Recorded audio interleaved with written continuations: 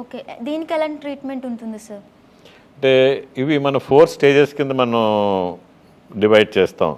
Stage 1, stage 2లో medications కానీ, తర్వాత సపోర్టివ్ మెడిసిన్ పెయిన్ కిల్లర్స్ కానీ, సపోర్టివ్ కార్టిలేజ్ స్ట్రెంథనింగ్ మెడిసిన్స్ కానీ ఇవన్నీ ఇచ్చేటప్పుడు అవి రెక్టిఫై అవుతుంది.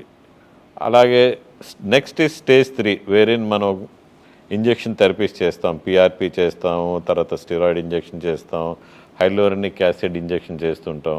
ఇవి కొంతవరకు స్టేజ్ 2, స్టేజ్ 3లో ఉపయోగపడుతుంది. కానీ స్టేజ్ 4లో కంప్లీట్గా కార్టిలేజ్ ఎరోడ్ అయ్యి బోన్ ఎక్స్పోజ్ అయిన తర్వాత ఈ మెడికేషన్స్ కానీ లేకపోతే ఇంజెక్షన్స్ థెరపీ కానీ ఎటువంటి థెరపీ కూడా మీకేమో సొల్యూషన్ కాదు. It is temporary. అంటే ఆ రోజు ట్యాబ్లెట్ వేస్తే ఆ రోజు మీకు పెయిన్ రిలీఫ్ వస్తుంది. అటువంటి పరిస్థితుల్లో జాయింట్ రీప్లేస్మెంట్ సర్జరీ అంటే ఇన్ఫ్లమేటరీ ఆర్థరైటిస్లో స్టేజ్ 3 కానీ అంటే ఏజ్ రిలేటెడ్ ఆర్థరైటిస్లో స్టేజ్ 4లో కానీ జాయింట్ రీప్లేస్మెంట్ సర్జరీ అనేది తప్పదు.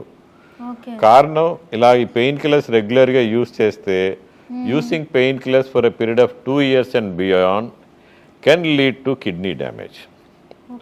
కిడ్నీ డ్యామేజ్ కావచ్చు, లేకపోతేనేమో గ్యాస్ట్రిక్ అల్సర్స్ ఫామ్ అవ్వచ్చు, వేరే అదర్ ఇష్యూస్ రావచ్చు. ఈ అవాయిడ్ చేసుకోవడం కోసం మనకి స్టేజ్ 4లో డెఫినెట్గా జాయింట్ రీప్లేస్మెంట్ సర్జరీ అనేది అడ్వైస్ చేస్తాం.